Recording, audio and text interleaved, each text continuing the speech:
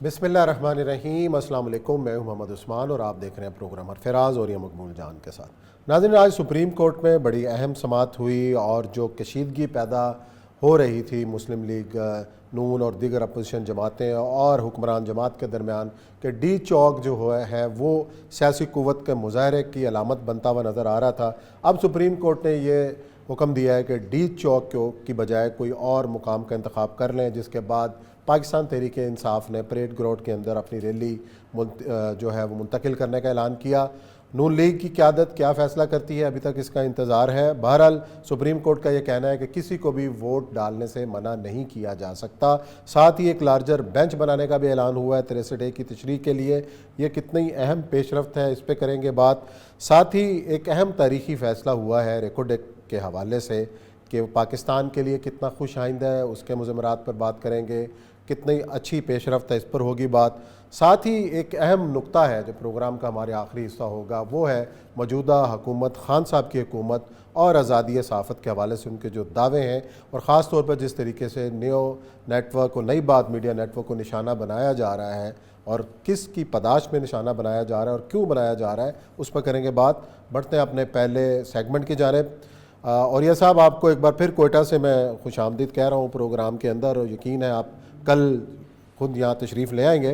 बहरहाल supreme court में जो कुछ आज हुआ, जिसकी समाअत हुई सारा दिन और जो ख़बरें बाहर निकली हैं, उसके अंदर जो चीज़ें आई हैं, एक तो डी चौक वाला जो मामला जो कशीदगी पैदा होने जा रही थी, उसके अंदर कदरे माहौल के अंदर सुकून होता हुआ नज़र आ रहा है और साथ ही कुछ लार्जर बेंच भी तश्कील पा गया 63A के हवाले से। क्या कहेंगे इस हवाले से, क्या होने जा रहा है और अब क्या नज़र आ रहा है आपको? देखिए, एक तो जो दरख्वास्त थी उसकी सुप्रीम कोर्ट बार की वो ये थी कि यहाँ पर से लोगों को जी सुप्रीम बार की जो थी उसके ऊपर ये हुआ कि उसमें असल में फ़ैसला नहीं दिया उन्होंने कॉज ऑफ एक्शन ख़त्म हो गया। क्योंकि कॉज ऑफ एक्शन ये था कि वहाँ जलसा हो रहा है और जलसे में कशीदगी होगी और ये सारी चीज़ें होगी, जिसमें अटार्नी जनरल ने ये प्लेज किया कि हम जो है यहाँ पर डी चौक में नहीं दे रहे, और उस दौरान उन्होंने बाकायदा जो है वो उसकी पेश की इस्लामाबाद के इंतज़ामिया की कि आप यहाँ पर ना करें, आप किसी और जगह करें। तो ये उन्होंने बात पेश की जिसके ऊपर कॉज ऑफ एक्शन ख़त्म हो गया कि अब वो कॉज ऑफ एक्शन नहीं है। दूसरा उसके बाद ये था कि एश्योरेंस दी गई कि हम किसी को रोकेंगे नहीं और हर बंदा जो है वोट देने को हक। तो एक तो वो डिस्पोज ऑफ इस बात पे हुई है अदालत में कि ये जो रीज़न जो था कि ये होने वाला है वो ख़त्म हो गया। तो उसमें फ़ैसला नहीं आया। फ़ैसला आएगा अब इसके ऊपर जो है अपना, और ये बहुत बड़ा मैं समझता हूँ 63 इसके फैसला आना चाहिए। और उसमें फैसले आने की बुनियादी वजह यह है कि पाकिस्तान की जो सियासत है, ये सियासत काफ़ी अरसे से तबाह बर्बाद सिर्फ इसीलिए हो रही है, और आज से नहीं हो रही, ये हो रही है पाकिस्तान बनने के कुछ 3-4 साल बाद से, कि पूरी की पूरी मुस्लिम लीग जो थी वो उसमें से 90% लोग जो थे वो रिपब्लिकन पार्टी में चले गए थे, और नवाब गजलबाज से लेके कौन कौन सा लोग थे जिन्होंने डॉक्टर खान साहब की वजारत बना ली थी, और ये वो लोग थे जो कायद आज़म के साथी थे, और ये वो लोग थे जिन्होंने पाकिस्तान बनाया था। ये वो लोग जो थे इन्होंने वफादारियाँ तब्दील की, क्योंकि बड़ा लूज सा उस वक्त पाकिस्तान का कॉन्स्टिट्यूशन था जो कि 1935 का एक्ट था वो गवर्न करता था। उसके बाद अयूब खान की मिसालें आपके ज़माने के अंदर हैं। 1962 के अंदर जो अयूब खान का कॉन्स्टिट्यूशन आया, उसने कैसे लोगों ने वफादारियाँ बदली। मैं उन लोगों के नाम लेना चाहता इसलिए कि वो अल्लाह को प्यारे हो चुके, उनका अमाल अपनी जगह। फिर उसके बाद में 1970s के अंदर जुल्फ़िकार अली भुट्टो के ज़माने में ये बलूचिस्तान जहाँ मैं बैठा हूँ, इस बलूचिस्तान की गवर्नमेंट जो थी वो तोड़ दी थी, और तोड़ने के बाद भुट्टो साहब चाहते थे कि जहाँ पर अपनी हुकूमत को बनाएं, और उन्होंने अताउल्लाह मैंगल की जगह जाम गुलाम कादर की, बल्कि पहले बारोदी साहब उनकी हुकूमत बनाई थी और फिर जाम गुलाम कादर फिर बारोदी की बनाई थी, और उसके अंदर दो लोग जो थे जमीयत उलमा इस्लाम से तोड़े थे, एक तो इधर से तोड़े थे, और एक इलेक्टेड पार्टी जो ख़त्म हो गई थी। अवाम ने जिस पार्टी को मैंडेट किया था उसको आपने मनूवर कर दिया। फिर 1988 के बाद से जो सूरत हाल शुरू हुई है वो तो आप देख ही रहे हैं कि कैसी सूरत हाल है। मुशर्रफ के ज़माने में मुशर्रफ की तमाम तर मामलात के बावजूद मुशर्रफ की पार्टी का बंदा जो है इलेक्शन में नहीं जा सकता था, और आपको याद होगा कि पैट्रियट बनाई गई थी। 12 अरकान जो थे फैसल सालेयात की सरबराही के अंदर वहां गए थे, फिर भी एक वोट कम हो गया था। और फिर आप खुद सोचे कि मौलाना आजम तारक जिसके बारे में पूरा पाकिस्तान कहता था कि जनाब सिपाही सापा है तो ये है, तो हम तो टेरर के खिलाफ जंग लड़ रहे हैं, पता नहीं क्या है, तो ये शरीक है, तो ये वो है। वो आजम तारक के वोट ने वो जिताया था। इसका मतलब यह है कि जो मंडी लगती चली आ रही है बहुत अरसे से, इसको किसी ने किसी जगह तो खत्म करना है। 88 के अंदर जब बेनज़ीर के बारे में जिस वक्त हुआ था, उसको भी आपको याद होगा, चांगा मांगा वाला, मैं बात डिस्कस नहीं करना।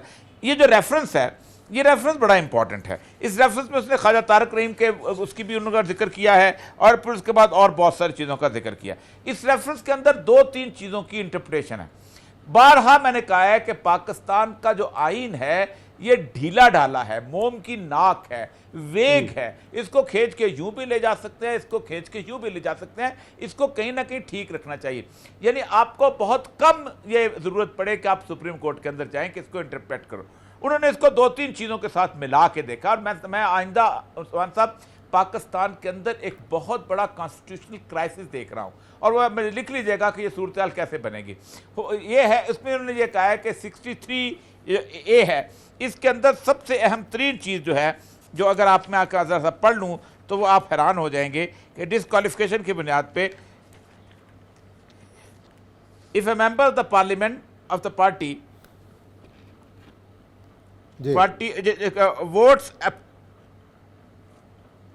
ये लाइट बहुत ज़्यादा इसलिए मुझे नहीं आ रहा, abstains from voting in the house, ठीक है जी, कॉन्ट्री टू एनी डायरेक्शन। एक तो एब्सटेन करता है या वोट देता है, और किन 2 चीज़ों में? नंबर एक है कि वोट ऑफ कॉन्फिडेंस में और मॉनेटरी बिल में, किसी और में नहीं। आप आज़ाद हैं हर मामले के अंदर अपनी पार्टी के खिलाफ वोट देने। कोई बिल है, कोई और चीज़ है, कोई इस्लाम के मुखालिफ बिल है, कोई और ह्यूमन राइट्स के मुखालिफ बिल है, आपकी पार्टी कहती है आप आज़ाद हैं, आपके ऊपर डिफेक्शन क्लॉज नहीं लगती। ये कितनी बड़ी आज़ादी है कि जो कि मेंबरान को दी गई है। लेकिन 2 मामलात के अंदर आप नहीं, एक तो मॉनेटरी बिल, ज़ाहिर बात है वो बजट मेकिंग होता है वरना पूरा मुल्क डिस्टर्ब हो जाए, और दूसरा होता है नो कॉन्फिडेंस। और मॉनेटरी बिल में भी अगर आप वोट हार जाते हैं तो इसका मतलब यह है, पास नहीं कर पाते, इसका मतलब यह है कि आपकी हुकूमत चले जाती है। ये दोनों चीज़ों के ऊपर उन्होंने ख़ास तौर पर यहाँ पर इन्होंने ये जो सिचुएशन है इसके ऊपर ये है उसका वो बिल उन्होंने कहा है कि ये बुनियादी तौर पर एक पब्लिक ख़यानत है, और इस पब्लिक ख़यानत की बुनियाद के ऊपर आपने आगे चलना है।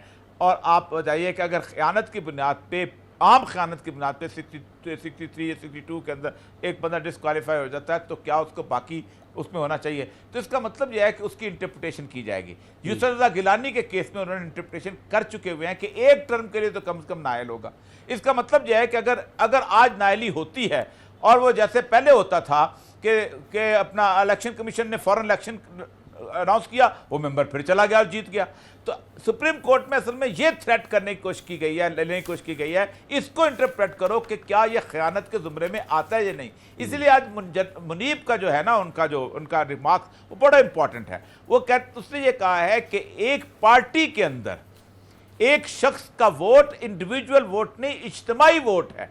यानी अगर पार्टी के 70 मेंबर हैं तो 1 वोट कंसिडर होगा, उसमें से निकलना बाकी चीज़ें। एक तो ये चीज़ बड़ी इशू है कि ये थ्रेट बहुत बड़ा थ्रेट होगा कि अगर आप डिस्क्वालीफाई होते हैं ऑन द बेसिस कि आपने अपने उस ऐद से ख़यानत की, तो इसका मतलब यह है कि कम से कम यूसुफ रज़ा गिलानी की तरह 5 साल के लिए तो आप सियासत से आउट। अच्छा, और ये सब यहाँ पे एक सवाल, मुझे लगता है कहीं ना एक जो इंटरप्रिटेशन की आप बात कर रहे हैं, यहाँ पे एक सवाल उठता है कि जब कानून बनाए जाते हैं, जब इस किस्म के लॉज लाए जाते हैं, एक बड़े जय्यद किस्म के अरकान पार्लियामेंट होते हैं और दिनों बहस होती है, कमेटियों में जाता है और वजारत कानून से लीगल राय ली जाती है, इसके बावजूद भी सुकम क्यों रह जाता है कि मामला फिर सुप्रीम कोर्ट की कोर्ट में जाता है और उसके बाद फिर आप उसकी तशरीह करवाते हैं? क्यों ये सुकम रह जाते हैं? लाइट को कुछ कर सकते हैं सर, ठीक है। अच्छा देखिए, इसमें जो इम्पोर्टेंट चीज़ है कि इसमें इन्होंने कहा कि ये कोई रैंडम कलेक्शन नहीं है इसकी ना, ये बेसिकली ये एक फंडामेंटल, इसी पे उन्होंने रेफरेंस के अंदर यही कहा है, और उन्होंने कहा है कि आप इसको इंटरप्रेट कर दीजिए। इसीलिए तो सुप्रीम कोर्ट को इख्तियार दिया है, पाकिस्तान के आइन को कोई और तशरीह नहीं कर सकता सिवाय पाकिस्तान की सुप्रीम कोर्ट के। अब अगर वो तशरीह आएगी तो उसको पता चल जाएगा कि 1 टर्म के लिए, इसी मेरे ख्याल नवाज शरीफ का भी केस डिसाइड हो जाएगा इसके साथ ही कि वो 1 टर्म के लिए नाहला के पूरी उम्र के लिए। अच्छा, और इसका मतलब बड़ा इंपॉर्टेंट केस है। एक और चीज बताऊं आपको, इसके बाद एक और चीज है कि क्या सुप्रीम वो जब वोट देने लगते हैं तो एक क्राइम कमिट हो जाता है, तो स्पीकर क्या कहेगा? अब स्पीकर कौन सी रूलिंग देता है? अगर स्पीकर रूलिंग देता है कि मैं इन 15 लोगों के वोट नहीं गिनता, तो स्पीकर की रूलिंग चैलेंजेबल नहीं है। अच्छा। आपको याद होगा कि 7 वोट सेनेट के उन्होंने काउंट नहीं किए थे, आपको याद होगा, और वो उन्होंने कहा था ये मोहरे इस तरफ की लगी हैं, और वो सुप्रीम कोर्ट ने फैसला दिया था कि चैलेंजेबल नहीं है। बिल्कुल ठीक तो है। अब सुप्रीम अगर स्पीकर नहीं गिनता तो असल मतलब ये यहां आएगा कंफ्यूजन, यहां आएगा क्राइसिस, यहां आएगा, फिर सुप्रीम कोर्ट के पास जाएंगे लोग और शोर शोर मचेगा, और शोर शोर का मकसद है सारे का सारा। तो ये मुझे लगता है चलो जी देखते हैं क्या होता है और मामला क्या रुख इख्तियार करते हैं। लेकिन यहाँ ब्रेक का टाइम है, ब्रेक के बाद आएंगे और एक अहम जो इशू है वो है रेकोडेक मंसूबा, जिसमें पाकिस्तान के लिए कुछ अच्छी खबर है। जी नाज़रीन, ब्रेक के बाद आपको खुशामदीद कहते हैं। पाकिस्तान के लिए इस हफ्ते एक अच्छी खबर आई कि बलूचिस्तान का जो अहम तारीख़ी मंसूबा वो है रेकोडेक, जिसके हवाले से एक बैरिक गोल्ड नामी कंपनी ने पाकिस्तान से नया मुआहदा किया है, और इसके साथ जो पाकिस्तान के ऊपर जुर्माना आयद किया गया था उसकी तलाफ़ी और मंसूबा दोबारा शुरू करने का ऐलान किया गया है। और यह साहब रेकोडेक पाकिस्तान के लिए एक गेम चेंजर कहा जाता है, और एक अरसे से यहाँ पर सियासत का शिकार होता रहा, पाकिस्तान पर जुर्माना आयद किया गया आलमी सालसी के अंदर। अब ये जो पेशरफ्त हुई है ये पाकिस्तान के लिए कितनी अहम है, और ख़ास तौर पे इस मंसूबा का मुस्तकबिल अब क्या नज़र आ रहा है आपको? देखें, ये तो बहुत बड़ी बात है, क्योंकि बात है मैं इस मंसूबे को ज़ाती तौर पे जानता हूँ। 1994 के आसपास ये मुआहदा हुआ था, और जाम यूसुफ साहब उस वक़्त वज़ीर इंडस्ट्रीज़ होते थे और माइनिंग होते थे, और फरीदुद्दीन अहमद ज़ई जो थे ये उस वक़्त सेक्रेटरी इंडस्ट्रीज़ होते थे, और ये मुआहदा था पाया था ऑस्ट्रेलिया की एक फर्म है BHP उसके साथ। और उस मुआहदे का ये था कि 25% जो है वो गवर्नमेंट ऑफ बलूचिस्तान को मिलेगा, और 75% जो है वो BHP ले जाएगी। और इसके लिए मैं ज़रा वजाहत कर दूँ, लोग अक्सर औक़ात हमारे यहाँ जाए कहते हैं, बुनियादी तौर पर ये जो गोल्ड माइन होती है ये एक बहुत बड़ा एरिया होता है जो ज़मीन सरफेस होता है और मिट्टी के ढेरों की तरह होता है। उससे आप ये तो कर सकते हैं कि दीवारें लेप सकते हैं और काम कर सकते हैं, लेकिन आपसे सोना निकालना या चांदी निकालना ये बहुत टेक्निकल सा काम है। तो इसलिए उन्होंने 25 को सारी लागत उनकी थी, सर्वे वर्वे आप करना था। तो 96 के अंदर, जिस वक्त 97 के अंदर वहाँ पहुँचा हूँ मैं जागी में, तो मैंने इस BHP के हेड से पूछा कि 3 साल से तुम यहाँ कर क्या रहे हो, क्या तुम सेंधक यहाँ पर तुम बनाओगे? तो उसने कहा कि if we had to explore another सेंधक we could have shifted much earlier, हम चले जाते अगर हमने सेंधक ही निकालना था। तो मैंने कहा, फिर उसने कहा this is going to be the world's first और second biggest mine, gold mine of the world जिसे कहते हैं, कि दुनिया की ये पहली या दूसरी नंबर पे होगी। उसके बाद हुआ ये कि उन्होंने काम करते रहे फिर उसके बाद हमारे यहाँ काफ़ी सारे लोग जो हैं वो जिसे कहते हैं ना चैंपियन बनने की कोशिश करते हैं। मैं कल बैठा हुआ था गवर्नर अमानुल्लाह यासिन ज़ई साहब के पास, बड़ी तफसीली इनसे बात हुई इस मामले के अंदर। वो उस वक्त हाई कोर्ट के जज थे और उनके सामने बाकायदा कंपनी के केसेस वगैरह पेश हुए थे, और बाकायदा उन्होंने और आप सोचें कि 45 सफ़े की पिटीशन थी, लेकिन हज़ारों सफ़े की उन्होंने जाके उसके सामने रखी थी कि ये चीज़ें हैं और इसके ऊपर आप फैसला करें। लेकिन बहुत लोगों को जल्दी थी। नवाब रईसानी जो है उनका एक रोल है, क्योंकि ज़ाहिर बात है वो समझते थे कि इसको दोबारा हम करेंगे, और उसके अंदर मैं नहीं किसी बंदे की नीयत पे शक नहीं करना चाहता, लेकिन उस एग्रीमेंट के बारे में उन्होंने एक ख़ास रोल अदा किया था। फिर जस्टिस इफ्तिखार चौधरी इसके अंदर बहुत बड़े जिम्मेदार हैं कि उन्होंने समझा था कि शायद पाकिस्तान के अंदर शायद इतनी बड़ी टेक्नोलॉजी आ गई है कि हम पता नहीं क्या करें। देखिए उस्मान साहब, सऊदी अरब से में तेल है, यूएई में तेल है, कतर में तेल है। अगर वो आज से 50 साल पहले कहते कि नहीं हमने तेल निकालना है, तो वो तेल तो ज़्यादा उनके लिए सिर्फ चूल्हे में आग लगाने के काम आता, और तो किसी काम में नहीं आया। आरामको आई, उन्होंने उसको भी माला माल किया और ख़ुद भी वो माला माल हुए। और आज देखें क्या सूरत हाल है, जहाँ जिसके बाद जो टेक्निक आप होता है वही करता है। आप अपना बाग जो है किसी ऐसे काम वाले बंदे को देते हैं जिसको माली का काम आता हो। आप कहेंगे नहीं मैं खुद ही गोडी कर सकता हूँ, किताबें पढ़ पढ़ के देखता हूँ। तीसरा रोल इसमें समर मुबारकमंद साहब का था। उन्होंने बड़ी बड़ी तकरीरें, आपको याद होगा, बड़ी बड़ी तकरीरें की थी। इसके ऊपर हुआ था कि 2011 में इसका लाइसेंस उन्होंने कैंसिल कर दिया और कहा कि हमने ये, फिर उसके बाद 2011 में पहले नेगोशिएशन करते रहे कि हम करने को तैयार हैं। फिर ये court of international court of जिसे कहते हैं वो जो मीडिएशन, उससे पाकिस्तान को 10 आलमी अदारा जो है ना रिप्रोचमेंट का दूसरा, उन्होंने आखिरी लेवल पे केस हार गए और उन्होंने तकरीबन $11 अरब के करीब जो है आपके ऊपर जुर्माना। $11 कोई आसान काम नहीं है, आपको कैसे पे करेंगे, किस तरह पे करेंगे। और उस वक्त से आप देखें कि नेगोशिएशन चल रही हैं। और अब ये एग्रीमेंट जो हुआ है इसमें एक तो $11 अरब जो है वो तो आप देने ख़त्म हो गए। उसके बाद $10 अरब जो और इन्वेस्ट करेंगे। लेकिन सबसे अच्छी बात यह है कि जब मैं आज अपने बलूचिस्तान के दोस्तों से भी कहता हूँ, मैं यहाँ कोयटा में बैठा हूँ, सुबह से मैं उनसे कह रहा हूँ कि ये पाक बलूचिस्तान के एग्रीमेंट से, पुराने एग्रीमेंट से भी ज़्यादा उसमें आया है। अब देखें ज़रा साहब, ये जो सूरत हाल है कि ये जो उन्होंने ये कहा है कि 50% जो है वो गवर्नमेंट ऑफ पाकिस्तान ओन करेगी और 50% जो है वो ये ओन करेंगे। और उसके साथ साथ जो है कि एक 35% जो है ये एक स्पेशल पर्पस कंपनी होगी जो बलूचिस्तान की ओन करेगी, उसके अंदर से 50% में से, और 15% जो है वो उन्होंने कहा है कि वो एक बलूचिस्तान गवर्नमेंट प्रॉमिस जो है वो, तो बलूचिस्तान गवर्नमेंट को ओवरऑल मिला के को 30% के करीब इसके अंदर शेयर मिल जाएगा।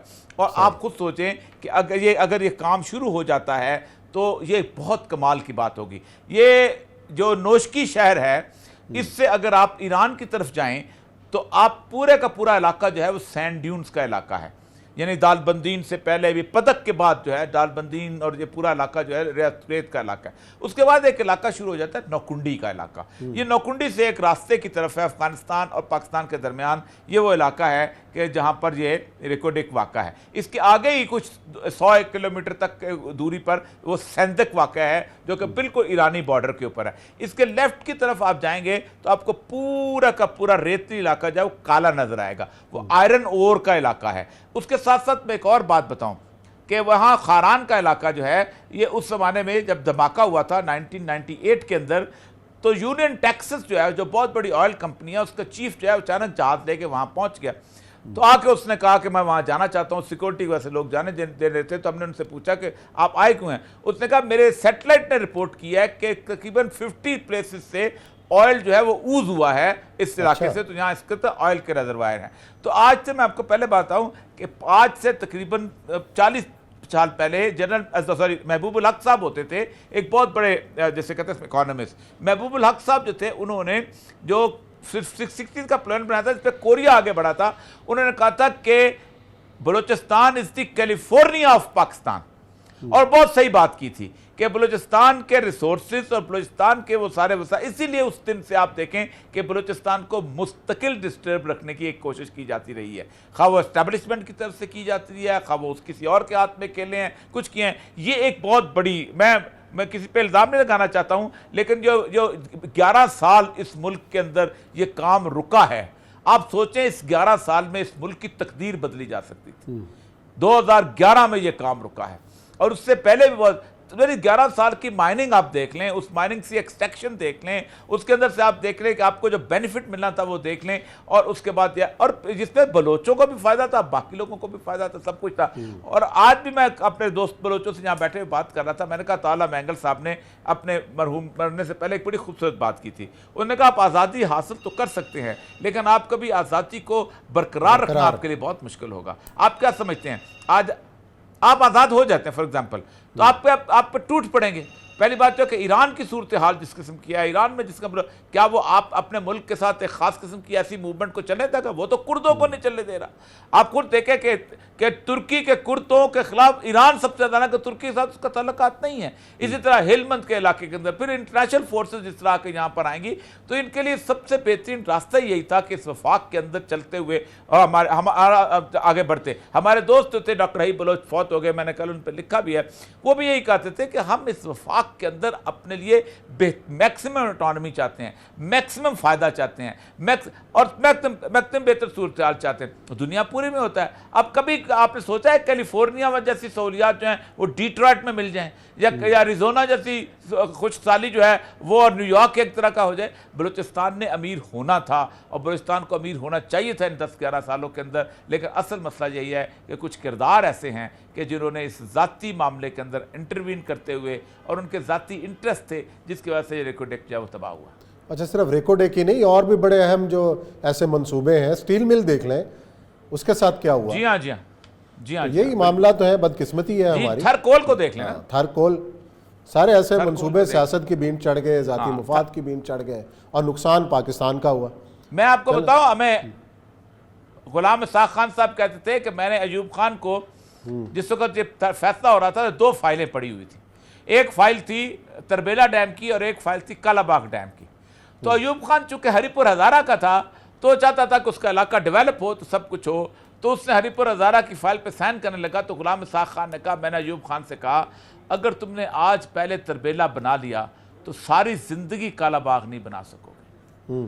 और आज उस शख्स की बात कितनी सच साबित हुई, कितनी सच साबित हुई, बस वही सिर्फ है ना इस कि बात हाँ, के लिए हाँ। कि वो जब वहां से उठ के और बिल्कुल ये यही अयूब खान बात। का इतना गलत फैसला था। हजार उसकी चीजें भी हजार उसकी गिन लिए जाए कि उसने नहरें बना दी, उसने वो कर दिया, उसने सिस्टम बना दिया, लेकिन ये ऐसा फैसला है कि जो पाकिस्तान को आइंदा सालों में खुशहाली का शिकार कर सकता है। और उसने एक पॉलिटिकल सूरत हाल पैदा कर हर प्रोजेक्ट में। उस्मान साहब आप सोच नहीं सकते, हर प्रोजेक्ट में हमने ऐसा किया है। मैं एक छोटी सी मिसाल आपको दूं, यहाँ पर हमारे एक होते थे बहुत बड़े अपना क्या नाम है उसके कंस्ट्रक्शन वाले, तो मुल्तान रोड चौड़ी हो रही थी तो उसका प्रोजेक्ट दे रहा था वर्ल्ड बैंक। वो वहां बैठे हुए थे तो एक ज्वाइंट सेक्रेटरी के पास गए तो उन्होंने कहा अगर आप मुझे 7 जगह दे दें और इलाका दे दें तो मैं इसी पैसे के अंदर ये रोड डबल करके आपको दे दूंगा। जानान आगा ठेकेदार थे, बलूचिस्तान का ठेकेदार था। तो उसने कहा अगर मैंने इसकी अप्रूवल देने के लिए मैंने जाना था वर्ल्ड बैंक, अमेरिका का टूर करने जाना था, और अमेरिका का टूर अगर मैं ये दोबारा हुआ तो शायद मैं ट्रांसफर हो जाऊं, मेरा टूर मारा जाए। एक टूर मारने के लिए आप देखें उसने इस कौम का कितना नुकसान किया।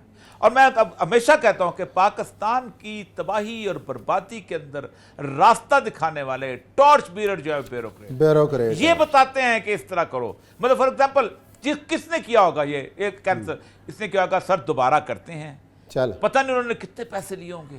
बहरहाल बदकिस्मती, अल्लाह ताला इनको हदायत दें। या ब्रेक लेते हैं, ब्रेक के बाद आएंगे और अहम इशू है इमरान खान साहब की हुकूमत और आज़ादी सहाफ़त, मामला क्या है और न्यू न्यूज़ क्यों टारगेट किया जा रहा है, इस पर करेंगे बात ब्रेक के बाद। जो करप्ट हुकूमत होगी वो सबसे पहले कोशिश करेगी मीडिया का मुंह बंद करना और हर हरबा इस्तेमाल करेगी मीडिया को नुकसान पहुंचाना। जब भी उनके ऊपर जुल्म हम उनके साथ खड़े हुए हैं। मैं आजादी राय में मानता हूं जितनी खिदमत इस जमहूरियत की हमारे सहाफियों ने की और मीडिया ने किया है शायद ही किसी ने। मीडिया का इस मुल्क की जमहूरियत को यहाँ पहुंचाने में बहुत बड़ा हाथ है।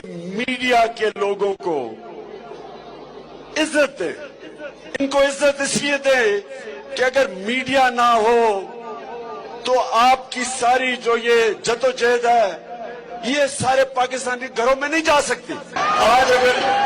आज पाकिस्तानी कौम में अगर सियासी शऊर है वो चाह गई है, इसमें मीडिया का बहुत बड़ा हाथ है और आज एक मीडिया के लिए ताली बजाई जाए। जी, इमरान खान साहब की ये बातें, ये कल की बातें हैं जब वो वज़ीर आज़म नहीं थे, और जो बातें कर रहे हैं कि अगर फ्री मीडिया ना होता तो पीटीआई ऊपर नहीं आ सकती थी, अवाम में शऊर पैदा किया मीडिया ने, और जब वज़ीर आज़म बन गए तो जो वो बातें कर रहे हैं वो भी ज़रा सुन लें। मीडिया के लोग हैं, मैं आज अपने मीडिया के लोगों से भी पहले ये बताने से पहले बात करना चाहता हूं। मुझे अफसोस से कहना पड़ता है कि मीडिया में कई मीडिया हाउसेस के ऊपर पैसा चल रहा है और कईयों के ऊपर बाहर से पैसा चल रहा है। ये जो वक्त आया है जिधर दो तरफ खड़ी होगी ये कौम, मीडिया का भी वो फैसला कर रही है कि कौन सा मीडिया बिकाऊ है और कौन सा अपने मुल्क और अपने लोगों के साथ खड़ा। जी, आप वज़ीर आज़म हैं, आपके पास इख्तियारात हैं, आपके पास एजेंसीज़ हैं। जिस मीडिया हाउस ने बकाऊ है उसने बाहर से पैसा लिया है, आप उसको कटहरे के अंदर लाएं, उन मीडिया हाउसेस को लाएं, उन सहाफ़ियों को लाएं जिनके ऊपर आप इल्ज़ाम लगा रहे हैं, तो कौम भी देखे कि कौन बकाऊ है और कौन आज़ाद है। और सबसे बड़ी बात यह है कि नई बात media group, new television, Syed Talat Hussain साहब का प्रोग्राम शुरू होता है, उसके बाद से दबाव और धमकियों का सामना और वफाकी और सूबाई हुकूमत के इश्तिहारात की बंदिश। ये है फ्री मीडिया जो इमरान खान साहब की हुकूमत में, जिससे हमारा वास्ता है। और इमरान खान साहब जो पहले कहा करते थे खुद ही उसके ऊपर यू टर्न लेते हुए नज़र आ रहे हैं। और ये सब हुकूमतों में आने से पहले की बातें और हुकूमत में आने के बाद की बातें और उसके बाद हर चीज़ का ज़िम्मेदार मीडिया को करार देना, ये क्या तरीक़ाकार है, ये क्या रास्ता है? देखिए, पहली बात तो है कि शायद इमरान खान साहब को अंदाज़ा नहीं कि जितना मीडिया इमरान खान साहब के हक में बायस रहा है किसी और के हक में नहीं रहा। बिल्कुल, लाखों की रैलियां होती थी, लाखों के एहतजाज होते थे, लोगों को नहीं दिखाए जाते थे। और इमरान खान साहब का जो धरना था सबको पता है कि उसे एक रात का धरना हुआ करता था, ठीक, वो तो कहता दिन नू रात फरंगी दा ते रात नू राज मलंगी दा, और वही मलंगी वाला राज होता था, वही उतना ही धरना होता था, लेकिन हम दिखाया करते थे और सब कुछ किया करते थे। असल मसला ये उस्मान साहब, किसी शख्स ने मीडिया के एसेंस को नहीं समझा कि ये क्या है, और हमेशा से उन्होंने मीडिया पे कदगन लगाने की कोशिश की है, लेकिन मीडिया को बुनियादी तौर पर उसूलों की बुनियाद पर गवर्न करने की कोशिश नहीं की। दुनिया पूरी में मीडिया रहता है। ये ट्रंप वाली गुफ्तगू है जो इस वक्त कर रहे हैं, वो ट्रंप भी यही करता होता था, ये है चंद लोग आ गए हैं। मसला सारा ये है कि मीडिया की पाकिस्तान के अंदर, मैं आपको बताऊं, जिस तरह की जद्दोजहद है दुनिया के किसी मीडिया के नहीं, इंडो पाक के अंदर सही है। ये इंडो पाक का जो मीडिया है, ये मौलाना मोहम्मद अली जौहर जैसे लोग, मौलाना जफर अली खान जैसे लोग, आप देखें उसके बाद मौलाना सैयद अब्दुल्ला मौदूदी जैसे लोग, चोरश कश्मीरी जैसे लोग, अबुल कलाम आजाद जैसे लोग, मजीद निजामी जैसे, ये क्या लोग, सैयद सलाहुद्दीन शहीद जैसे लोग, कद था। और जो लोग हाँ अपने कंधों पे अखबार रख के बेचने जाया करते थे, और उसके बाद लोगों को, और उनके अखबार बंद होते थे, लेकिन मामला चलता रहता। 1000 दफा कहा है नवाज शरीफ साहब को भी, नज़ीर को भी, सबको भी, कि भाई लाइबल का कानून लेके आओ, किसी बंदे की इज्जत कोई ना उछाले, लेकिन ये नहीं हो सकता कि तुम फैक्ट्स लो। तो मीडिया तो आईना है इमरान खान साहब, मीडिया तो आपको चेहरा दिखाता है, आपके चेहरे की बदनुमाई दिखाता है, और आप उसको ठीक करते हो। अगर मीडिया ना हो तो आप तो अपने आप को कभी सच, और यही होता है हुक्मरान का मसला। क्या होता है कि हुक्मरान को ये जो सेक्रेटरी इंफॉर्मेशन टाइप लोग होते हैं ना, ये घेर लेते हैं। मैं आप ऑन रिकॉर्ड हूं कि मैंने लिख के समरी भेजी थी कि इंफॉर्मेशन डिपार्टमेंट खत्म कर देना चाहिए, क्योंकि बुनियादी तौर पर इंफॉर्मेशन डिपार्टमेंट जो है ये बुनियादी तौर पर ब्लैकमेल करने का एक जरिया है पूरे पाकिस्तान में, सहाफियों को भी, चैनल्स को। एक कंपनी बनाए, जैसे सारी दुनिया में कंपनियां होती हैं अपनी गवर्नमेंट, और गवर्नमेंट अपने इश्तिहार अपने हिसाब से देखे, दूसरे भी कंपनी के साथ एक करें, ये भी करें।